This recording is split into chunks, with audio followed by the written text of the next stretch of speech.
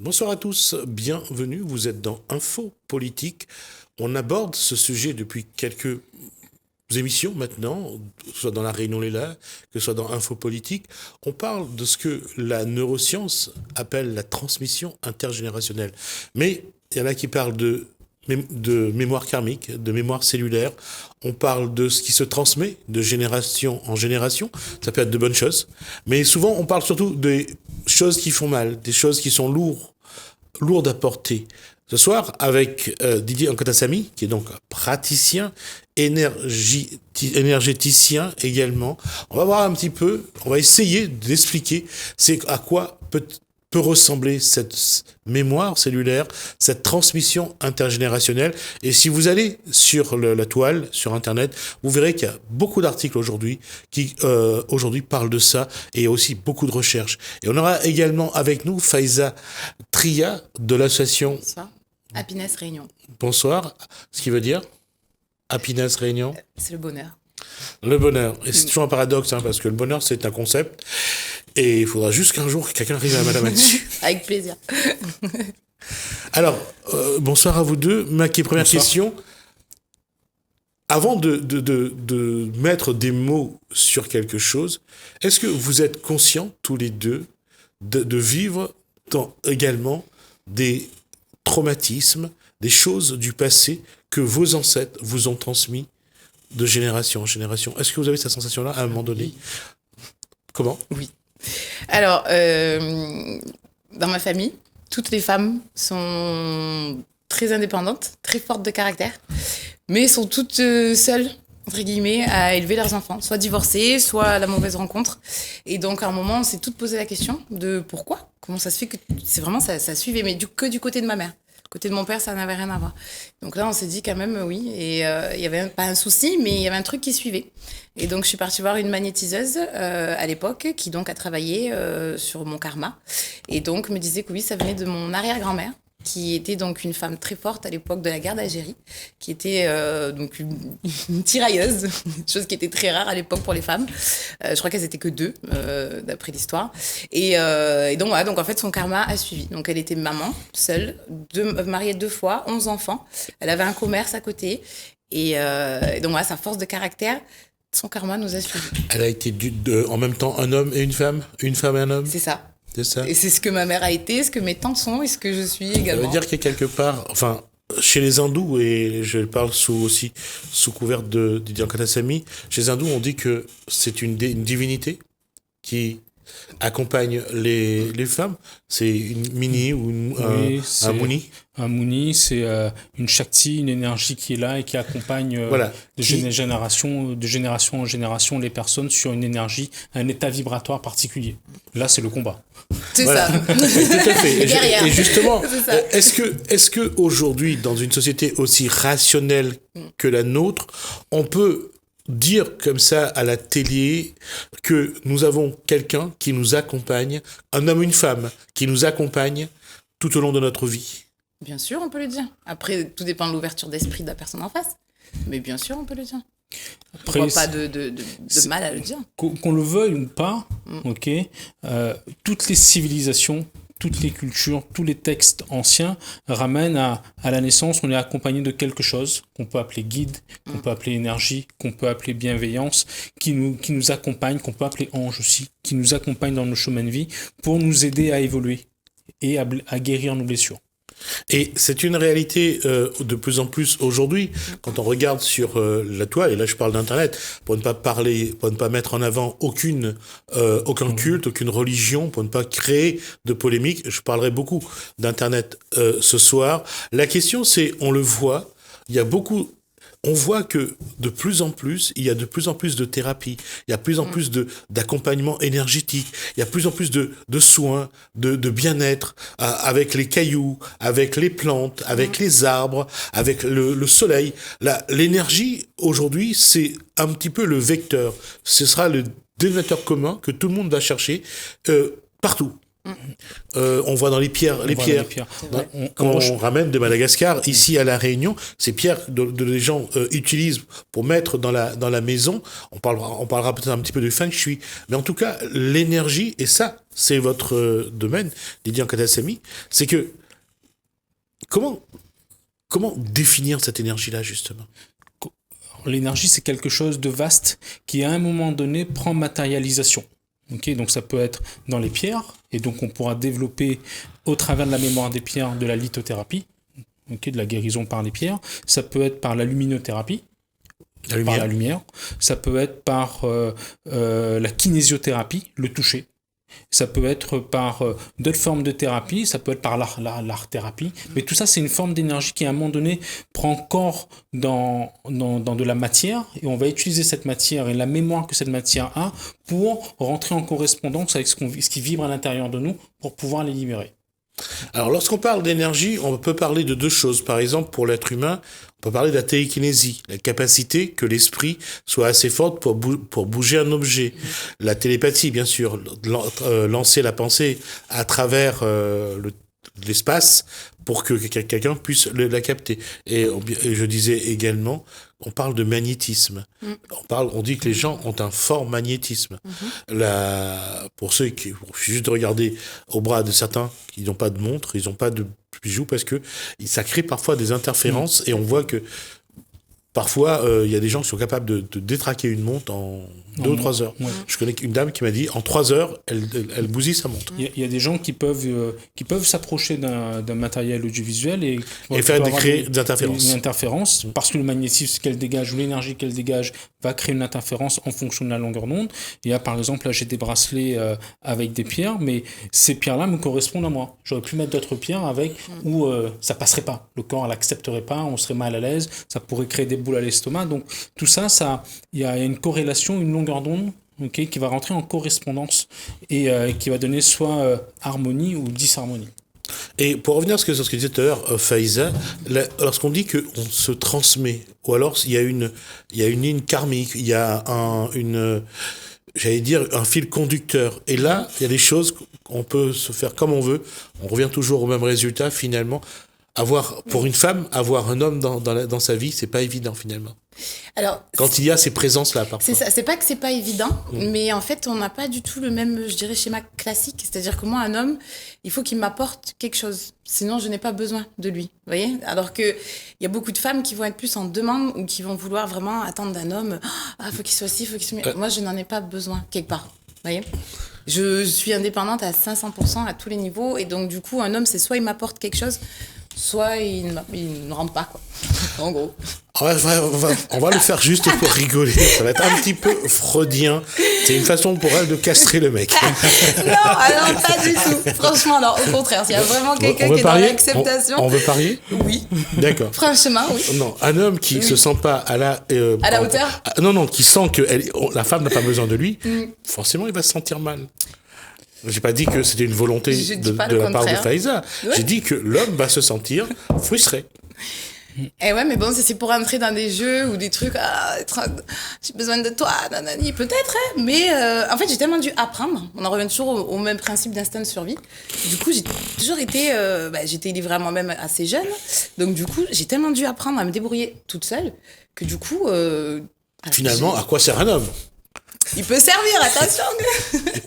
Mais bon, voilà, je ne vais pas m'accrocher à un homme à tout prix pour avoir un homme dans ma vie. Vraiment pas du tout. Voilà. Donc, on en revient à ce que je disais. Non, je pense que... Après, je suis peut-être un peu idéaliste, hein, attention, hein, mais je pense que l'homme avec qui je dois être, ou avec qui je serai, Inch'Allah, on verra, il doit vraiment essayer de me comprendre. Non, je pense que, en tout cas, j'aspire à ce qu'il ait le même état d'esprit que moi. C'est-à-dire, on est là vraiment, on monte ensemble, et on n'est pas un fardeau pour l'un comme pour l'autre. C'est vraiment idéalement ce que j'aimerais. Chaque individu est rempli d'une énergie. Chaque individu est rempli d'une énergie. Chaque énergie porte des mémoires. Ok. On vit avec, consciemment ou pas. C'est invisible, bien sûr. Mais comment faire en sorte que deux êtres qui se rencontrent, qui sont liés lié et relié par des sentiments amoureux, donc par l'amour. À un moment donné, cet amour ne suffit plus. Et est-ce qu'il y a un moment, les énergies de ces deux êtres-là finissent par se repousser ou pas? Pas se repousser, mais ne plus être sur la même longueur d'onde. Parce que chacun peut avoir des phases d'évolution totalement différentes. Alors, dans la société de tous les jours, on va dire, on n'a plus les mêmes aspirations, on n'a plus les mêmes idéaux, les mêmes principes, on n'est plus sur les mêmes choses, mais en fait, on n'est plus exactement sur la même longueur d'onde, en fait. Et quand on n'est plus sur la même longueur d'onde, quand on est sur la longueur d'onde et on est amoureux, bah, tout va bien et tout se passe comme correctement. Et puis, à un moment donné, si une personne évolue et que l'autre personne n'évolue pas, ou évolue différemment, les ondes ne vont plus rentrer en concordance et forcément, ça va amener de toute façon aussi une forme de séparation. Pas forcément de confrontation, mais de séparation. Le truc, c'est que notre mental va rentrer dans la confrontation parce qu'on n'est pas habitué à vivre ce genre de situation. On ne nous a pas appris à vivre avec cela. Alors, lorsqu'on dit qu'on est deux âmes sœurs, c'est pas forcément un homme, une femme, ou deux femmes, ça peut être deux hommes, ça peut être deux femmes, et pas forcément dans une relation amoureuse. On peut être deux âmes sœurs. Dans le boulot. Amitié, dans la famille. Ouais. Et on va terminer là-dessus avant que je revienne à la neuroscience. Aujourd'hui, à chaque fois que quelqu'un se sent très proche d'un autre, il dit c'est mon âme sœur, j'ai trouvé mon âme sœur, et parfois ça ne dure pas. Comment aujourd'hui dire c'est quoi deux âmes sœurs? Parce que quand on regarde, moi j'ai toujours trouvé ça magnifique quand on voit deux êtres qui, pour se dire bonjour, se met le front contre le front, le nez contre le nez, parce qu'ils essayent de lire l'âme de l'autre, ou bien chez les Indiens ils se saluent en se bouchant le nez l'un mutuellement, parce que par là passe l'oxygène, une entrée importante bien sûr. Aujourd'hui, comment faire en sorte que l'énergie, même si elle est mobile, elle ne casse pas forcément une relation entre deux individus? Apprendre à s'écouter l'un l'autre, apprendre à s'écouter soi-même, ne pas être dans les attitudes de soumission ou de culpabilisation, mais on peut rester avec quelqu'un d'autre correctement à partir du moment où on se connaît soi-même. Okay. Et si deux personnes se connaissent elles-mêmes et arrivent à se respecter soi-même et l'un et l'autre, forcément les énergies auront plus de capacité à évoluer ensemble. C'est à partir du moment où on va être sur des situations où les personnes ne seront plus dans les mêmes concordances ou les mêmes affinités, que là il n'y aura plus d'écoute ni d'empathie et là ça peut partir en vrille. Mais d'abord ça va passer par là. La question est très personnelle, pas obligé de répondre Faiza, mais je pose quand même la question. Quand Faiza est amoureuse, elle a les mêmes énergies que lorsque elle est amoureuse. Quand elle est amoureuse, elle est avec la personne. Ouais. Et quand elle est seule, c'est la même énergie ou pas? Ah non, forcément non. Non, quand tu es amoureuse, tu es portée, tu te sens légère, tu es pleine d'énergie. Vraiment. Après, quand je suis seule, j'ai la pêche, mais c'est pas la même énergie. C'est pas pareil. D'accord. Pas pareil. Et Faiza pense de temps en temps à se en disant, mais qu'est-ce que je dois faire pour vraiment que la relation dure? Elle se pose la question à ses ancêtres de temps en temps pour se demander s'il y a une solution pour... Alors oui, moi j'estime que mon guide c'est ma grand-mère. J'étais très très proche, c'est elle qui m'a quasiment élevée. Donc je sais qu'elle est là, je sais qu'elle est avec moi. Donc oui, des fois ça m'arrive dans des situations où des fois... le mental va peut-être prendre le dessus. Là, j'essaie de relativiser, de me poser. Je me dis, mais qu'est-ce que je dois faire? Donc oui, des fois, ça m'arrive peut-être d'y poser la question. Je vais peut-être passer pour une tarée. Mais oui, ça m'arrive d'y poser la question. Ouais. Je crois que ça arrive à tout le monde de se poser la question à un moment. Peut-être. On essaye de se tourner, lorsqu'il n'y a plus de solution rationnelle, on essaye de se tourner vers l'irrationnel, vers l'imaginaire, vers des mythes, vers ce qu'on pense être en nous. Donc, je pense que ça, tout le monde le fait. Ma question, en fait, Didier Nkatassamy, c'est quand on regarde aujourd'hui le contexte, de plus en plus, on est parti vers l'Afrique. L'Occident est parti vers l'Afrique et l'Asie. Donc, on va vers ce qui est le monde plus ou moins invisible. On va vers des choses que les médicaments, que les laboratoires pharmaceutiques ne fabriquent pas. On va vers le feng shui, on va vers du yoga, la méditation. Ça veut dire que c'est un chemin que des individus prennent aujourd'hui pour aller vers quelque chose. Ça entre dans une loi des cycles qui nous dépasse, parce que quand on parle d'Ayurveda, de Feng Shui, de yoga, de pratique ou de la médecine par les plantes, tout ça, C'est des choses qui sont là depuis bien des siècles et bien des millénaires et qui nous dépassent. Donc après, c'est vrai que dans notre société occidentale et sur les 150 dernières années, on a très focalisé sur tout ce qui était une incrémentation très matérielle et très maîtrisée dans le contrôle, dans les process et dans la science, pure et dure. Mais ce retour à ça, c'est une loi des cycles parce qu'on a expérimenté quelque chose qui nous a aidés pour plein de choses, mais qui ne répond pas à tous nos besoins, à tout ce qu'on recherche et à notre état complet dans notre humanité en fait. Donc forcément, quand on aura besoin d'utiliser de médicaments de laboratoire, ça sera utile et il faudra le faire. Mais il se peut qu'à côté de ça, on puisse aussi trouver aussi des voies complémentaires avec le feng shui, ça peut être l'ayurveda, ça peut être l'acupuncture, ça peut être des thérapies qu'on appelle holistiques pour avoir le maximum d'ouverture pour se retrouver et avoir le maximum d'énergie pour soi-même et en soi-même. Alors à chaque fois qu'on parlera d'holistique, c'est-à-dire qu'on essaye de globaliser, on essaye de faire ça dans l'absolu, dans la globalité des choses. Donc on essaye d'avancer là-dessus. Alors on revient à ce qu'on appelle aujourd'hui la neuroscience. Aujourd'hui, les chercheurs sont dessus depuis maintenant quelques années, 10 à 15 ans. Il y a des recherches. Il y a des recherches au niveau des Américains. Il y en a en Suisse. On les appelle des chercheurs en neurosciences. Et là, on arrive à dire, enfin, en tout cas, la question de reproduction des schémas qui se transmet de génération en génération commence à être, je dirais, vérifiée. Ouais, schématisé. Ouais. Voilà, commence surtout à reconnaître les choses. Il y a même une chercheuse c'est une chercheuse américaine, donc d'origine juive, qui a travaillé sur l'esclavage et la Shoah, pour essayer de comprendre comment les traumatismes de ces périodes-là ont été transmis jusqu'à aujourd'hui aux descendants. Donc c'est quelque chose, j'ai eu l'occasion également de voir une chercheuse suisse parler de ça.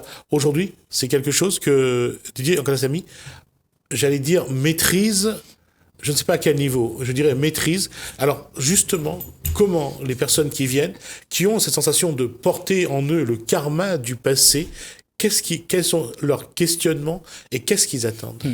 Alors, on ne sait pas ce que les gens, quand ils arrivent, les gens savent qu'il y a un poids à se libérer. Après, ils connaissent ni la profondeur des choses, ni l'amplitude des choses, et ni quel mot correspond au mal-être. Je prends juste une analogie.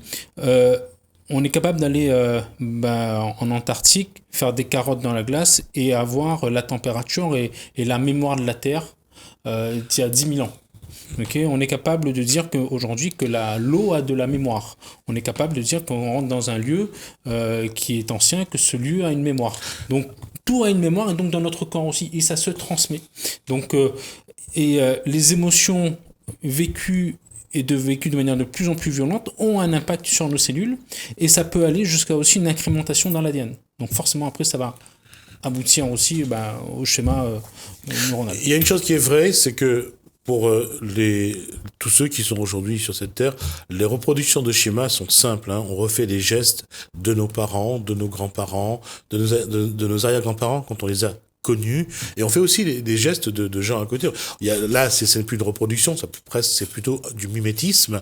C'est de refaire ces choses-là juste parce que ça plaît. C'est un petit peu comme on voit les gestes que font les sportifs sur le terrain lorsqu'ils ont réussi une performance.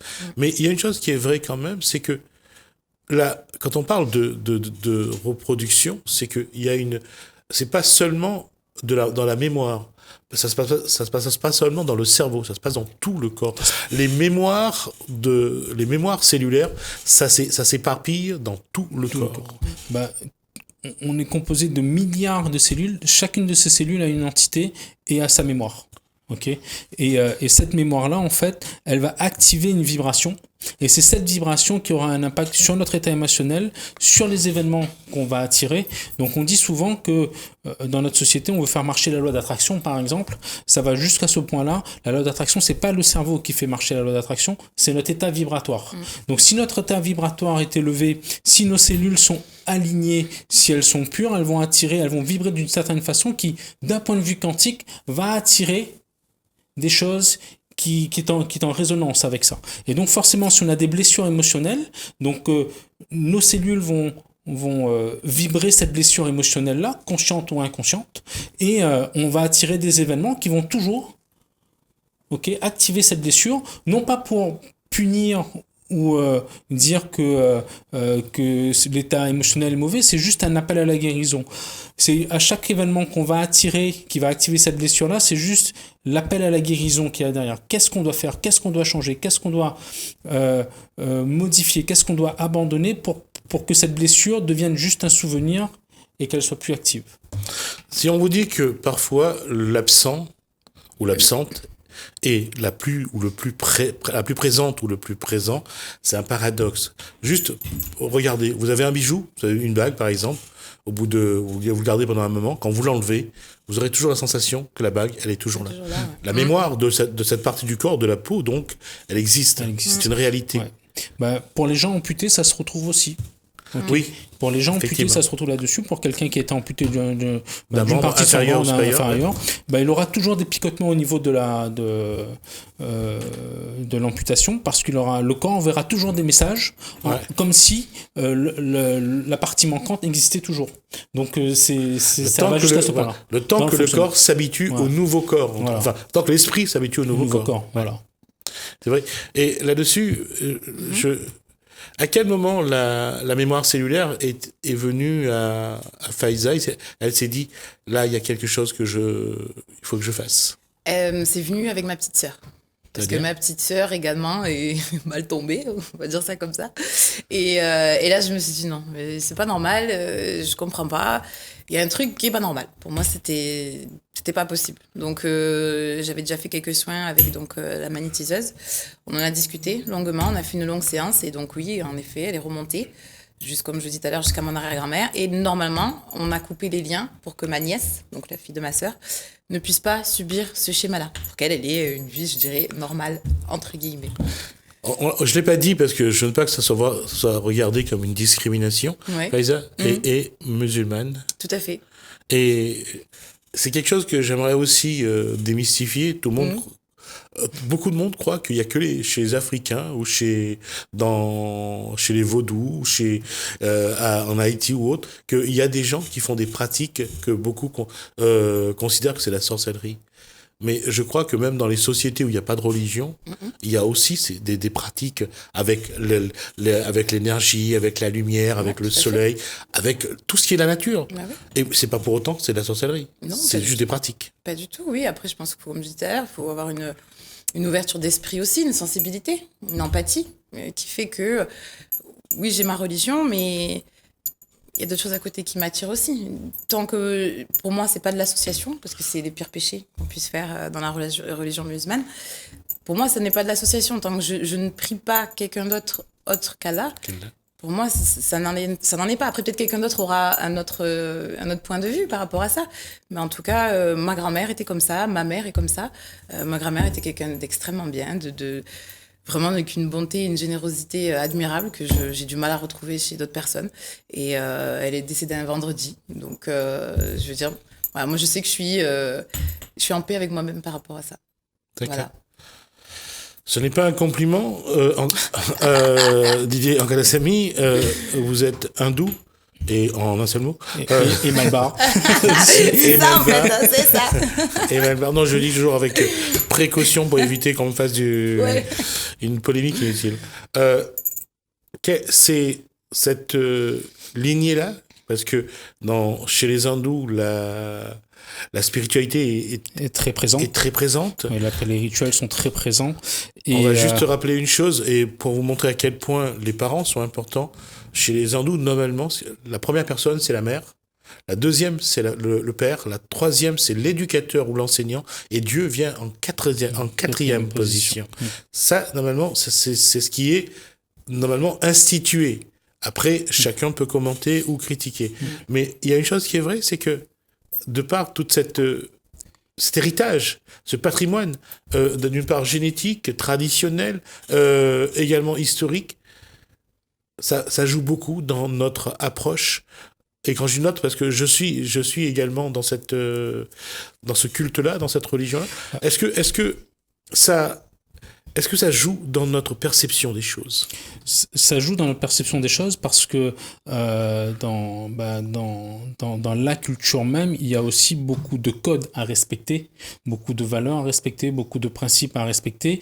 Et forcément, à un moment donné, dans notre chemin de vie personnel, s'il y a des choses qui sont un peu à la marge ou à la frontière ou en dehors de ça, ça va ramener toujours à travailler sur soi pour définir qui on est et qui on n'est pas. Et en même temps, les cellules qui ont la mémoire d'avant en disant, mais vont des fois vibrer en disant de la culpabilité, en disant ce que je suis en train de vivre n'est pas bon. Parce que ça correspond ni à ma religion, ni à ma culture, ni à mes ancêtres, ni à mon éducation. Et donc, forcément, il y aura un travail de force et d'humilité à avoir pour vraiment trouver son chemin de vie et avancer malgré tout le poids du passé qui arrive derrière. Dans une religion polythéiste comme l'hindouisme, les divinités sont multiples, ça se croise, sont frères et sœurs, se marient. Il y a tellement, un peu comme à l'image de ce que peut être la mythologie grecque ou romaine, les divinités sont multiples. Par moment, chaque divinité représente une protection, une bénédiction. Un état vibratoire. D'accord. Et pourquoi je dis ça? On va prendre l'exemple qui a été le plus décrié, c'est la poule noire chez les hindous. Alors juste pour vous dire, si vous voulez aller sur internet, tapez poule noire, vous verrez que dans beaucoup de pays, cette poule noire, elle est l'objet d'une dévotion. D'une évolution, ouais. Ouais, après, je suis pas spécialiste de la poule noire. Non, c'est juste pour dire que voilà. Et quand on regarde après, il y a des choses qui se recoupent. Voilà, qui se recoupent. Quand on recoupe, par exemple, l'histoire d'Osiris, de Shiva ou de Joseph, on a la même histoire en fait, l'histoire du masculin sacré. Quand on recoupe l'histoire de Durga, de Marie ou de Pachama ou de Isis, on a des histoires qui se recoupent. Et quand on retrouve Ganesh, Jésus et Horus, alors Horus, donc le fils d'Osiris, fils de Isis, premier-né d'Isis, mais pas le fils d'Osiris. Voilà. Et on revient pareil pour Ganesh. Ganesh est le fils de Parvati, la femme de Shiva, mais il n'est pas le fils de Shiva. Voilà. Et ça nous ramène. Et pour Jésus, c'est encore plus simple. Jésus est le fils de Marie, mais pas le fils de Joseph, mais le fils de Dieu. Voilà. Par contre, ça nous amène à quelque chose d'important. Ça nous amène à la notion du féminin sacré et du masculin sacré. Après, peut-être c'est pas forcément le thème, mais Shiva, Joseph, Osiris ou toutes ces énergies nous ramènent toujours à la notion du masculin sacré. C'est-à-dire que le masculin sacré va nous sortir de notre état animal. L'état animal, c'est quoi? C'est un lion qui prend un chef de meute, tue toute la descendance des concurrents. Joseph, Shiva, Osiris, c'est le masculin sacré dans toute sa splendeur. C'est pouvoir de donner de la bienveillance et de l'amour à quiconque arrive dans sa vie. Ça, c'est la puissance, la vraie puissance du masculin sacré. La puissance du féminin sacré, c'est pour ça que c'est quelque chose d'important. La puissance du féminin sacré, c'est quelque chose qui est lié à la création, à l'énergie de création. Et toute femme doit se retrouver à ça. C'est pour ça que je dis, moi, souvent, que le féminisme a tué le féminin sacré, parce qu'on a voulu mettre les femmes à l'égal de l'homme, sans que la femme puisse vraiment se rattacher à son féminin sacré, se différencier par sa capacité de créer, sa capacité de procréer et sa capacité de pouvoir mettre en vie des situations nouvelles. Alors, je vais faire 2 lignes sur le féminin sacré et le masculin sacré. Alors, juste pour montrer que dans la religion hindoue, le symbole qui est, je dirais, à qui on accorde beaucoup de dévotion, c'est le linga, le lingam ou le linga ou lingam, comme vous voulez. C'est donc un symbole phallique. Donc c'est un sexe normalement qui est donc dans lequel on se prosterne.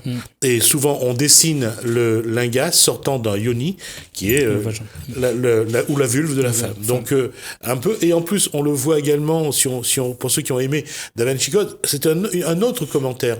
Je dis bien c'est dans Da Vinci Code. Je dis pas, je ne mets aucune véracité sur ce que ça voit, est-ce que c'est vrai ou pas. Mais dans le film, on a parlé donc du fameux Saint Graal qui pour certains, c'est le fameux triangle qui est la matrice, donc le sexe de la femme. Donc à chaque fois, on voit à quel point le sexe aussi est important. Voilà. C'est important parce que cette union d'union de masculin et du féminin sacré, en termes énergétiques, est censée faire naître la Kundalini. Et la Kundalini aussi, c'est quelque chose qui circule dans nos chakras en termes énergétiques entre le ciel et la terre et le ciel. Et c'est un flux énergétique qui passe par nos chakras au travers de la Shushumna, enfin c'est particulier, et c'est ça qui va alimenter les nadis, les méridiens et les cellules. Et donc cette Kundalini est vraiment la puissance énergétique qui passe au travers de nous. Et au travers du Kama Sutra, par exemple, c'est cet enseignement de l'alliance entre le féminin sacré et le masculin sacré coordonné qui donne naissance à la Kundalini. Et la Kundalini, dans le mythe hindou, est matérialisée par le cobra de Shiva. Tout cobra, en fait, est la montée de Kundalini. On représente ça. Et ce cobra, on le retrouvera au-dessus de Bouddha pendant son ascétisme. Son ascétisme, on voilà. le retrouvera. Et on le retrouvera. Voilà. Et puis on le retrouvera aussi pour toutes les divinités hindoues d'une manière générale. Effectivement, c'est égyptien, le cobra.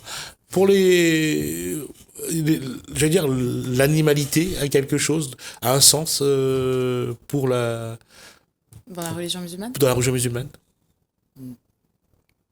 Franchement, là, je réfléchis, mais il n'y a rien qui me saute à l'esprit. Hein. Non, pas vraiment. Hein. Si, pardon, je dis des bêtises. Alors, franchement, c'est parce que j'étais loin, peut-être. Non, il y a des gens qui regardent, c'est pas grave. Mais non, mais en fait, c'est pas grave, ça. Mais non, l'animalité, oui, bien sûr. Il y a le mouton, il y a les fourmis qui sont très sacrées, l'araignée. Oui, je sais pas pourquoi j'ai pas percuté dessus.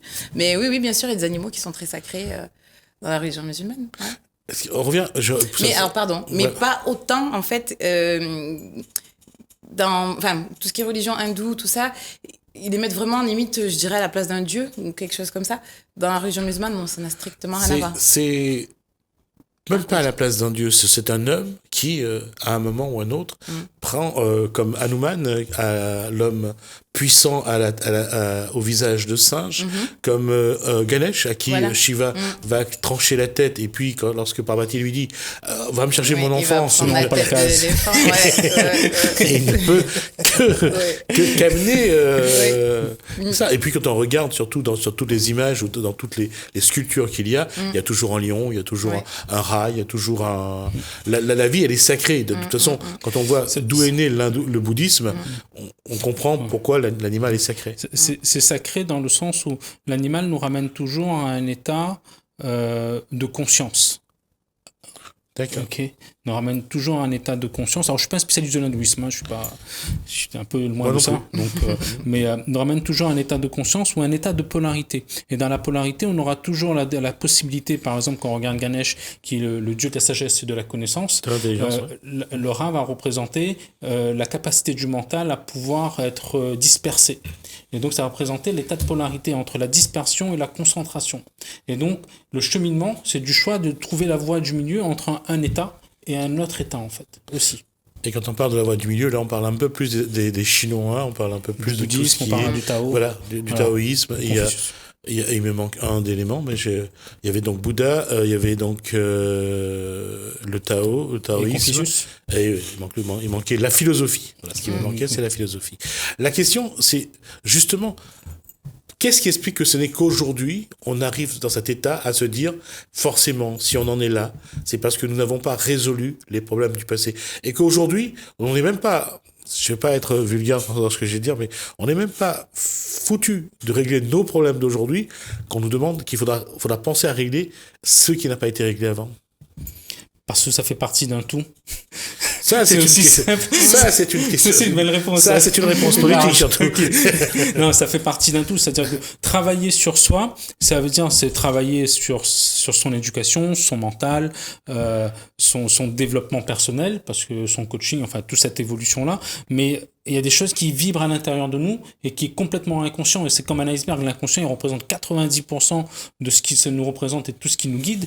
Et donc, forcément, c'est aller chercher un peu là-dedans. Qu'est-ce qui nous guide? Donc, ça peut être des mémoires karmiques, ça peut être des mémoires intergénérationnelles, ça peut être des mémoires liées à la phase d'incarnation, les états émotionnels qu'on a captés avant la procréation. Ça peut être plein de choses qui font que ça vibre à l'intérieur de nous. Même si on ne le veut pas, même si on n'y croit pas, ça vibre, ça joue. Donc, alors, je vais juste essayer de faire la différence entre une mémoire karmique et une mémoire intergénérationnelle. La mémoire karmique, Nyakata Sami, c'est lorsque on reçoit quelque chose de quelqu'un et qu'on doit je veux dire, gérer la chose. Alors, karma, c'est un état de conscience de nos expériences. C'est ça le karma. Okay, c'est le karma, c'est en moment présent, c'est être en conscience du moment présent, c'est un état de conscience de nos expériences passées et de ce qu'on est en train de faire.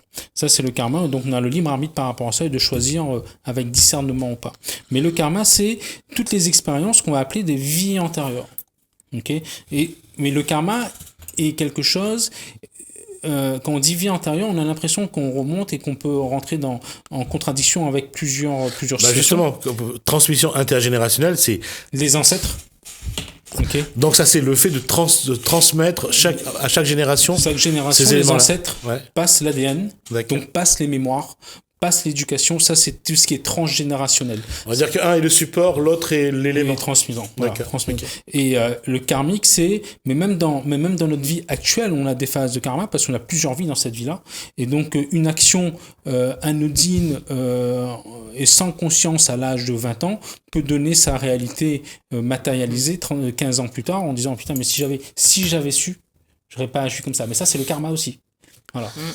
Mais quelle que soit de toute façon cette question, à chaque fois qu'on dit, il y a effectivement si j'avais su, et puis il y a cette sensation d'avoir déjà vécu quelque chose. Voilà. On a l'impression, mais j'ai l'impression que j'ai déjà fait ça. Ouais, ça c'est. Là on rentre dans la loi des cycles. Et la loi des cycles, c'est la loi le cycle, il y a des hauts et des bas, et donc en fonction de notre état vibratoire et de notre psychologie, on pourra améliorer ou pas la loi des cycles, arrêter de casser les cycles pour aller vers quelque chose soit de plus positif ou de plus négatif en fonction. Alors la question, je vais la poser d'abord à Faiza et après je reviendrai vers Lydia Kotassamy. Lorsque on est conscient que dans notre inconscient il y a ces choses-là, est-ce qu'il faut donner à l'inconscient une conscience? Oui, je pense, oui. C'est important. C'est nécessaire pour, quelque part, essayer de résoudre ce qui n'a pas été résolu? Oui, je pense, oui. Oui, pour essayer pour pouvoir s'en libérer, pour pouvoir mettre des clés sur tout ça. C'est comme si tu remettais ton puzzle, en fait, en place. Et là, tu comprends mieux. Tu acceptes plus facilement aussi. C'est plus simple à le recevoir. C'est sur Internet, j'ai capté ça par hasard. Un jour, j'étais en train de regarder les musiques de méditation. C'est le samadhi. Oui, l'état de conscience qui n'est pas conscience. Voilà. Okay. Et moi, j'ai dit autre chose. J'ai dit c'était le moment de donner à l'inconscient une conscience. Une conscience. Parce que, et le paradoxe, c'est il faut que rien n'existe, que tout soit absolu. Mais si tout est absolu, rien n'existe. Alors comment exister dans l'absolu? Dans l'état d'acceptation déjà. L'état d'acceptation, c'est le niveau moyen de vibratoire. C'est à partir du moment où tu acceptes les choses que tu peux t'élever.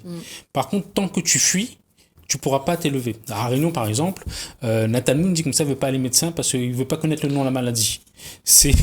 Vaut mieux connaître le nom de la maladie parce que quand tu connais ta maladie, tu peux combattre, tu peux évoluer, tu peux changer, tu peux te transformer, tu peux amener de nouvelles énergies pour participer à ta guérison.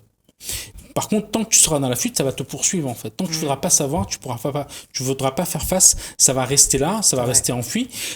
Et du coup, c'est ça. Donc, l'état de conscience commence par l'état d'acceptation. Accepter que tout puisse exister et à partir de là, se définir. Sauf que là, on est dans quelque chose qu'on sent que c'est... Pour ceux qui y croient, hein, bien sûr. Hein. Ceux qui ne croient pas, il n'y a pas de problème. Je vais pas faire de leçons à qui que ce soit. Mais pour ceux qui y croient, c'est qu'à un moment donné, ils se disent, d'accord, il y a quelque chose. Il y a dans mes ancêtres, il y a là qui se manifeste en moi aujourd'hui. Mais comment savoir ce que c'est? 2, savoir reconnaître la situation. 3, essayer de proposer des solutions. Parce que, d'accord, nos ancêtres, parfois, parce qu'il y a des problèmes irrésolus, ça nous crée ce qu'on appelle des blocages. Et ça, c'est aussi votre champ d'intervention. C'est comment faire pour que justement, à un moment donné, l'individu lambda, celui qui ne maîtrise rien aussi bien dans ce qu'on appelle la spiritualité, ne serait-ce que dans une prière pour un culte quelconque, pour une quelconque religion, comment dire à quelqu'un qui est très rationnel qu'il y a de l'irrationnel en lui, il faut qu'il s'en occupe? C'est ça, compliqué. C'est compliqué. Non, la question est posée comme ça exprès. Alors, on ne peut pas guérir quelqu'un qui n'a pas envie d'être guéri. Okay, ça, admettons qu'il a envie. Qu'il a envie, c'est à lui de se poser les bonnes questions. Et ça, c'est quelque chose que j'apprends aux gens dans mes conférences et mes ateliers. Apprendre à s'écouter pour savoir quel est le meilleur moyen pour pouvoir évoluer. Quelle est la meilleure aide? Donc, il y a des gens qui peuvent s'orienter vers de la psychologie. Il y a des gens qui peuvent s'orienter vers de la kinésiologie. Il y a des gens qui peuvent s'orienter vers tout ce qui est pratique spirituelle et religieuse.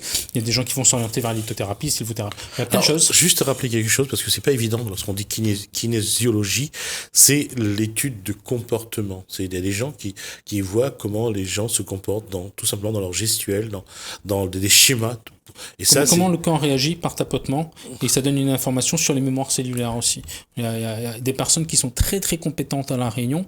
On peut donner des noms ou pas? Non. Ah, il n'y a pas de problème. Comme Béatrice Noury, qui est kinésiologue internationale, qui aussi va sûrement ouvrir dans les prochaines années, peut-être prochain mois, une école de kinésiologie à La Réunion, et qui est très très pointu là-dessus, et qui aura des disciplines. Il y a d'autres kinésiologues aussi qui sont très pointus. À partir du moment où tu as le diplôme de kinésiologue, c'est que tu es compétent. Donc tu vas travailler sur les mémoires cellulaires par tapotement. Donc il y a ça.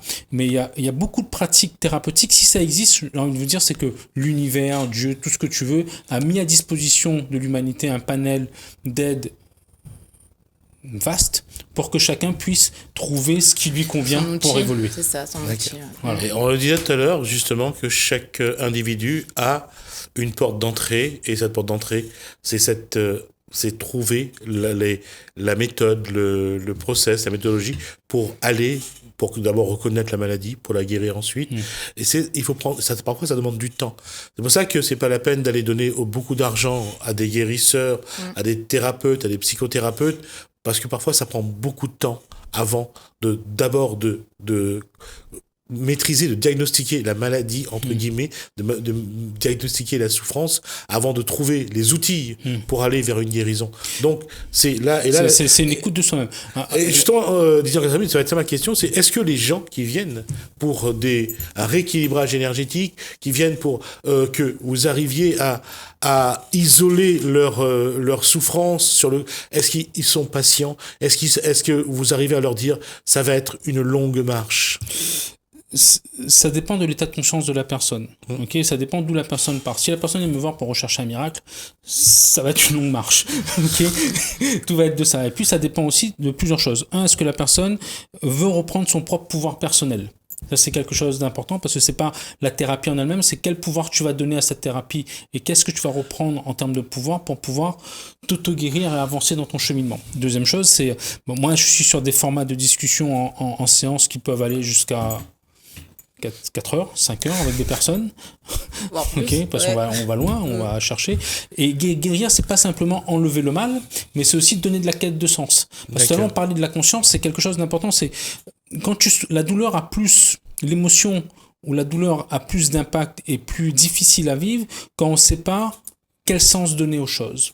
Par contre, dès qu'on sait pourquoi on a vécu telle chose, pourquoi ça vient comme ça, qu'est-ce qui vient du passé, quelle force ça me donne pour l'avenir et comment je peux m'élever par rapport à ça, la douleur devient un élément support d'élévation et de guérison. C'est-à-dire donner un sens. Donner un sens. La guérison, c'est surtout une quête de sens. Ça a été ça, donner un sens aux choses, que ce soit la douleur ou au bonheur, donner un sens à ce chemin que Faiza et que sa famille, que les femmes proches d'elle a compris. Pour certaines, oui.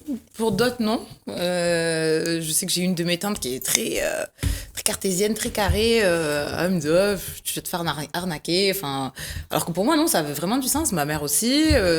Certaines tantes étaient tout à fait d'accord. D'autres, non. D'autres qui sont pas du tout là-dedans et qui n'ont pas eu besoin de l'entendre et qui se contentent de leur vie. Après, chacun voit midi à sa porte, comme on dit. Mais en tout cas, pour moi, oui, ça a pris du sens. Et c'est vrai que ça a été plus facile pour moi d'accepter le cheminement que ma vie avait pris. Et ça a été plus facile aussi de me libérer de pas mal de choses. Ouais. Comment on parle à ses ancêtres? Ça, je dirais que chaque personne a sa méthode personnelle. Hein. Ouais. Moi, c'est vrai que je suis très rêve. Voilà, c'est plus dans les rêves, pour moi, personnellement, en tout cas. D'accord. Il va nous rester un quart d'heure dans cette émission. Je vais revenir sur la neuroscience, la mémoire cellulaire. Comment expliquer à la population aujourd'hui que s'il y a il y a des choses qui vont pas bien dans leur vie, si dans leur comportement, s'ils ont l'impression d'avoir toujours quelqu'un après d'eux, comment leur expliquer que c'est peut-être le moment de faire un état des lieux, de savoir si c'est une transmission intergénérationnelle, le karma, si c'est la mémoire cellulaire, si c'est la mémoire... leur aguerrir un état émotionnel.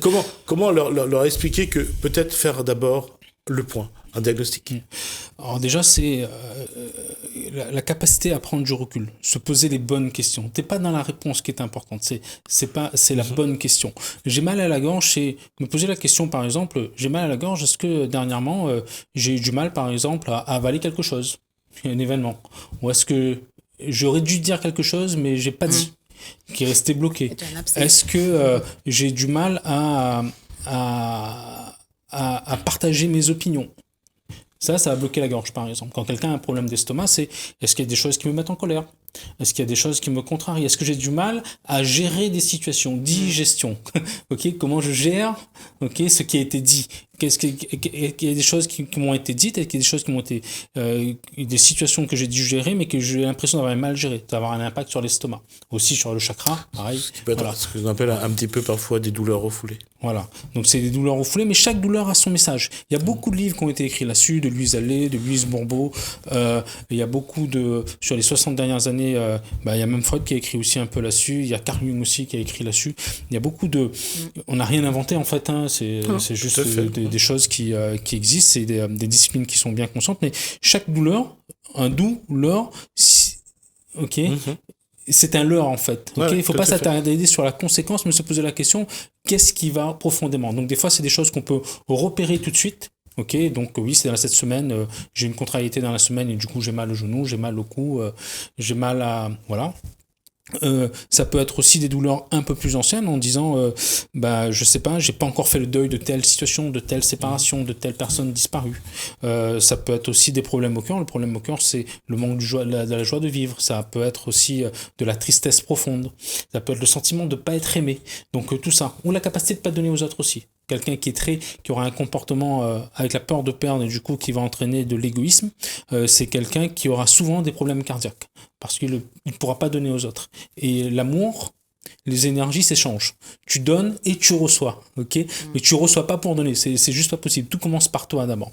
Donc c'est ce genre de situation. Et donc après, par exemple, dans la réflexologie plantaire aussi, il y a aussi des belles accroches. On va juste expliquer que lorsque, que ce soit au niveau des mains ou au niveau des pieds, ce qu'on appelle la réflexologie plantaire, justement, comme vient de dire Dian Kalsami, c'est que tous les organes du corps, de la tête et de tout ce qui suit est lié soit aux extrémités des mains, soit aux pieds, et par des massages, ce que fait aujourd'hui, on fait même ça aux enfants, c'est-à-dire pour les calmer, c'est de les masser régulièrement, de leur donner un petit peu de tendresse de ce niveau-là, et c'est vrai que cette réflexologie, aujourd'hui, elle est de plus en plus pratiquée, parce que quelques simples pressions permet, tout à l'heure, il parlait de tapoter, et là c'est de masser un petit peu, de presser un petit peu la main pour que les organes se réactivent et que les douleurs, les émotions se libèrent. Mais tout à l'heure on parlait de qu'est-ce qui peut rendre les gens un peu mieux d'un point de vue énergétique tous les jours. Il y a 3-4 conseils que je peux donner. De faire attention à sa nutrition. C'est con, mais si tu fais pas attention à ta nutrition, ça va être compliqué. Donc, par contre, faudrait quand même, on va quand même dire 2 mots là-dessus, et Kalsami va compléter ce que j'aurais pas dit, c'est que on se rend pas compte que le corps, surtout passé un âge, n'a plus la même force et a besoin de plus en plus d'énergie pour digérer. Tout ce que l'énergie que le corps prend pour digérer, elle ne peut plus l'utiliser pour autre chose. Ouais. Et c'est pour ça que la nutrition est importante. La nutrition est importante et tous les aliments ont une mémoire. Donc on parle souvent des pesticides et des choses actuellement, mais tout ce que la Terre a pu vivre est donné, c'est la loi du karma, est donné à l'aliment et nous on l'ingère. Donc essayez de manger le plus vivant possible, le plus varié et le plus proche. Possible. Alors, Gambas, manioc, chou-veux, voilà. Patates douces, bread, tout ce qui est planté sur les terres de la Réunion peut nourrir son peuple. Ça c'est quelque chose de fondamental. Et un petit mot sur la viande. je ne vais pas dire qu'il faut pas manger de viande parce que je n'ai pas de leçon à donner à qui que ce soit. La viande est bonne pour ceux qui aiment, tant mieux. C'est quelque chose. Mais à passer un âge, il faut diminuer vraiment la viande parce que le corps n'a plus cette énergie. Tout est dans l'état de conscience qu'on peut donner aux choses. C'est vrai que tout dépend de comment l'animal a été traité et tué avant. Ah, aussi. Ok. Si tu manges une viande d'un animal qui a été maltraité, tu donnes un état vibratoire maltraité à ton corps. Ok, ça se transmet comme ça. Après, c'est vrai que ça va entrer aussi dans l'état de conscience général, c'est-à-dire est-ce qu'on peut se manger que du vegan ou un peu d'animal et compagnie. Tout va être dans l'état de conscience de chacun et ça va être particulier. C'est vrai que plus on avance dans l'âge, plus on sera tenté de repartir vers des aliments plus simples à digérer. Ok, avec de la composante végétale. Ça, c'est la première partie, c'est la nutrition. La deuxième partie, c'est comment calmer le mental. Parce qu'on est dans une société très mentalisée. Et plus tu mets les gens dans le mental, plus tu pourras leur dicter à la fois leurs attentes et à la fois leurs peurs. Et c'est ça qui crée les douleurs émotionnelles. C'est l'OMS qui le dit, 80% des maladies sont psychosomatiques. Et donc, comment calmer le mental? Se donner un espace de tranquillité. Par exemple, au travers de la méditation. Okay. Donc la méditation, il y a plusieurs techniques, plusieurs formes de méditation. Et quand on commence à méditer, le premier frein, c'est le bruit ambiant qu'il y a dans la tête. Okay. Mais c'est quand on fait silence en soi-même que notre bruit ambiant intérieur peut apparaître. Donc il faut passer par ce bruit-là, écouter, accepter, pour arriver sur un état de méditation qui nous permet de nous relaxer, de renforcer le mental, renforcer le système immunitaire, apaiser les tensions artérielles, les tensions et tout ça. Donc la méditation est un point important qu'on peut lier au yoga. Alors par contre, moi, yoga, je suis pas un spécialiste. Et le troisième point, c'est savoir libérer les bonnes hormones, okay, comme la sérotonine, l'oxytocine, dopamine. Ok, voilà, la dopamine, toutes ces hormones qui vont donner du bien-être au corps. Et ça. Alors, une qui est importante pour ceux qui font un peu de sport, c'est l'endorphine, donc qu'on libère après 45 minutes de pratique. Voilà. Ces quatre hormones, endorphine, sérotonine, dopamine et oxytocine, sont des hormones qui sont essentielles aussi pour l'activation du bien-être au corps. Donc, on peut le faire au travers du sport, au travers des câlins. Okay. Au travers de la méditation, au travers de la marche à pied, tout ce qui nous reconnecte à la nature et à notre besoin de reconnexion entre guillemets à l'amour. Okay. Et après, il y a des hormones qui sont moins bonnes. Donc, mais si tu es plus stressé, forcément, tu vas créer des hormones liées au stress. Alors, du coup, j'ai pas le nom, la cortisol. Enfin, j'ai plus le nom. Enfin bref, et ça fait c'est compliqué. Mais du coup, se donner du temps aussi pour libérer des bonnes hormones pour le corps aussi, parce que c'est ça qui va fabriquer l'état de bien-être.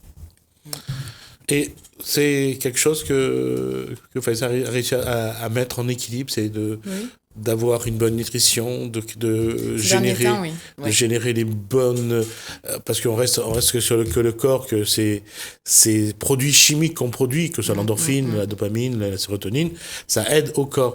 Mais ça, on arrive à le déclencher ou pas? Oui. Bah, en fait, moi, j'ai eu tout un déclenchement. Quand j'ai eu ma séparation, j'ai arrêté de travailler parce que c'était un boulot qui me plaisait plus, même si je gagnais très bien ma vie. Mais voilà, à un moment, on a besoin d'autre chose. Et donc, du coup, tout s'est enclenché. Et donc, oui, aujourd'hui, je médite tous les jours. J'essaie de manger le plus sainement possible. Bon, je fume encore. Mais voilà, on va y arriver un jour ou un autre. Mais oui, c'est important. C'est vrai que ça m'a apporté beaucoup de choses. Je dors plus aussi. Chose qu'avant, c'était pas... Je dormais très peu, et tu le sens, à la fin de la journée, tu es KO. On avait quelqu'un sur ce plateau qui nous disait le rôle du sommeil dans l'équilibre du corps, c'est important, que de laisser le corps surtout digérer pendant le sommeil, prendre le temps de le faire, et pour ceux qui se couchent à 1h du matin, c'est pas bon, mais pour ceux qui couchent à 22h, c'est excellent, même à 21h d'ailleurs. Oui, ça peut être ça aussi. Ouais. Donc le sommeil joue sur l'état là-dessus parce que le corps se reconstruit et fait sa détox pendant la durée du sommeil. Donc c'est quelque chose d'important. Après, il y a des gens qui ont des sommeils courts, il y a des gens qui ont des longs sommeils. Le message que je veux dire là-dessus, c'est savoir s'écouter. Si tu te réveilles fatigué, pose-toi la question, est-ce que je manque de sommeil ou est-ce que j'ai trop de sommeil? Et tu trouveras en fait. Okay. Et après, tout va dépendre des habitudes. Moi, je sais que je dors 5 heures par nuit, ça correspond à mon rythme de vie et ça va aller très bien. Et j'ai pu diminuer ma dose de sommeil grâce à la méditation, puisque la méditation va aider à un état de récupération aussi. Mais après, il y a des gens qui ont besoin de 8 heures de sommeil, il faut le respecter aussi. Les adolescents vont avoir des sommeils décalés, donc ils auront plus tendance, les adolescents, à se coucher à 23 heures et il faut le respecter comme on peut, parce qu'ils sont censés se réveiller à 9h, 10h, et ça, c'est un cycle biologique. C'est juste le cycle de la société qui n'est pas adapté à ça.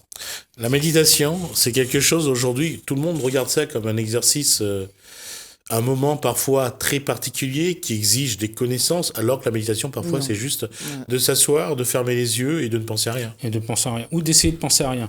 Alors, la méditation, il ne faut pas se mettre la pression là-dessus, ok? Parce qu'on n'est pas censé être comme des bouddhas, assis pendant des heures, à En position méditer de et lotus. compagnie. En position du lotus, c'est compliqué. Parce que moi, je fais mes méditations debout parce que moi, assise en tailleur, c'est juste pas possible, quoi. Hein. Ça va juste me gonfler. Enfin, pas possible. Et donc, En plus, donc- si ça te gonfle pendant la méditation, c'est pas bon. ouais, c'est pas bon. Ouais. Donc forcément, la méditation, quand je dis aux gens, c'est l'espace de non-pensée entre deux pensées. Si tu arrives à un moment donné, tu regardes, tu es en pleine conscience dans la journée, tu regardes le ciel, il est bleu, et tu dis waouh, le ciel, il est bleu, il est beau. Et juste après ça, tu as 2 secondes où tu penses à rien, tu as fait une méditation. Et la méditation, c'est l'espace de repos entre deux pensées. C'est le moment où il n'y a aucune Rien. pensée, il n'y a Voilà. rien, il y a ce Et vide. voilà, et on commence la méditation des fois à 1 seconde. On n'était pas obligé de faire 3, 4, 5, 10, 20 minutes pour être bien. C'est essayer de mettre l'état de non-pensée au minimum pendant 1 seconde. Et là, moi, dans mon évolution personnelle, j'ai dû commencer par une fraction de seconde d'abord. Ok, donc voilà. Il faut aussi se donner de tolérance, patience aussi dans cette discipline. Ce qu'il y a aussi dans la méditation, dans cette démarche d'aller vers soi, c'est lorsque le corps est le moins, je veux dire, dans la digestion. C'est-à-dire que le corps, vous faites soit un jeûne, soit vous faites vraiment vous mangez que des légumes, vous prenez que des bouillons. Voilà, le corps est beaucoup plus alerte et beaucoup plus disposé à aller vers cette méditation. Parce que le corps, c'est moins lourd à porter, l'élévation est plus rapide. Le corps travaille moins, du coup, il peut plus se centrer sur des choses essentielles. Et c'est vrai que quand on parle de méditation, de jeûne intermittent, par exemple, ou de yoga, ça fait partie d'une philosophie de vie ayurvédique, multimillénaire. C'est tout en un, en fait. Et c'est vrai que plus on aura une bonne pratique de notre hygiène nutritionnelle, une bonne pratique de notre respect du corps au travers de l'activité physique, mais raisonnée, au travers de la méditation, au travers d'une philosophie de vie aussi, parce que ça rentre aussi là-dedans, forcément, une meilleure gestion de nos émotions, forcément, on va pouvoir s'aligner énergétiquement et forcément, le corps pourra aussi synthétiser de manière différente aussi. C'est pour ça qu'on voit des yogis, on trouve surprenant qu'il y a des yogis en Inde qui arrivent à ne pas manger pendant des semaines et des mois et continuer à vivre. Effectivement, à La Réunion, il y a déjà des gens qui sont capables de tenir 21 jours sans boire, sans manger, et qui se guérissent aussi, parce que le jeûne thérapeutique, parce que c'est son nom, c'est le jeûne thérapeutique, ou le jeûne séquentiel, c'est de laisser le temps au corps pour se guérir, pour s'auto-guérir, parce que ne pas manger permet au corps. Et une chose aussi qu'on apprend dans le jeûne thérapeutique, c'est qu'au bout de 72 heures de jeûne, le corps commence à renouveler son système immunitaire, donc à produire un peu plus de globules blancs. Voilà. Dans nos mémoires, on passe plus de temps à... Enfin, il est conseillé, en fait, c'est vibratoire chez nous. L'histoire des 6 repas par jour, par exemple, c'est quelque chose de très récent dans l'histoire de l'humanité. Mais avant, que ce soit chez l'homme de Cro-Magnon, que ce soit dans l'Ayurveda, là-dessus, on commençait à manger à midi, on finissait de manger à 18h le soir, et entre-temps, c'est repos, chasse, pêche, cueillette, et autre chose, ok ? Ouais. Le temps de pouvoir prendre de la nourriture, emmagasiner de l'énergie par de la nourriture était très restreint, en fait. Et c'est ça qui permettait au corps de se récupérer, parce que le jeûne intermittent, par exemple, peut permettre de fabriquer des bonnes hormones, ça peut aider à fabriquer aussi, à booster le système immunitaire, à booster aussi les hormones de croissance et tout ça. Donc ça a plein de bienfaits, en fait, autour de ça. Donc après, il y a des spécialistes de ça, mais ça tourne autour de ça.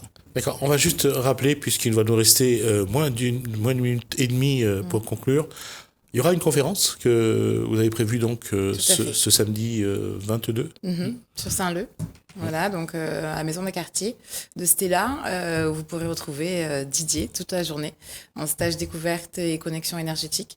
Vous pourrez apprendre, on va dire c'est ce qu'il vient de dire, mais en plus vaste. Et voilà, le nombre de places est limité pour que vraiment chaque personne puisse repartir avec un apprentissage de sa journée où il pourra vraiment apprendre à méditer, à aligner ses chakras tout seul, comment se protéger énergétiquement également.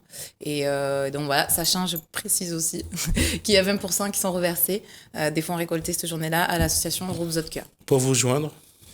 Alors, 06 93 11 14 66. Voilà. Voilà. On a ouvert le dossier, je dirais, là-dessus, avec Tidiane Kalassami et avec Faiza Tria. Donc, on aura l'occasion d'y revenir. Je pense qu'on essaiera de voir aussi comment on peut vous apporter régulièrement quelques informations, sans pour autant tomber dans l'excès et sans pour autant faire peur à qui que ce soit. Et dites-vous bien que l'objectif n'est pas de dire que autour de cette table, quelqu'un détient la vérité. Ce ne sont que des pistes pour vivre mieux, pour se sentir mieux, et surtout pour aller à la quête de soi-même, à la quête de ce qui ne va pas, pour comprendre pourquoi, essayer de trouver les moyens pour se guérir et aller au bout, parce que d'une façon ou d'une autre, je pense pas qu'on est sur Terre juste pour souffrir. C'est clair. On est d'accord. Merci Didier Kalassami. Merci. Merci à toi. Faiza Tria. Merci donc à Lalaine, merci à François pour leur collaboration toujours très pratique et efficace. C'est vraiment un plaisir d'être sur ce plateau avec eux en tout cas. Merci à vous de nous avoir suivis. Continuez bien votre soirée sur Télécréole. Bonsoir chez vous.